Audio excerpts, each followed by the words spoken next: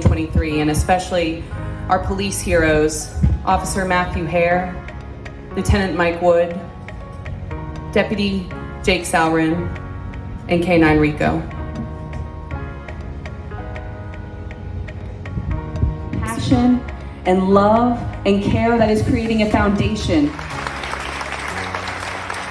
So what a great morning. God has definitely given us the right day. I'm going to invite much and thank you for everything that you've done.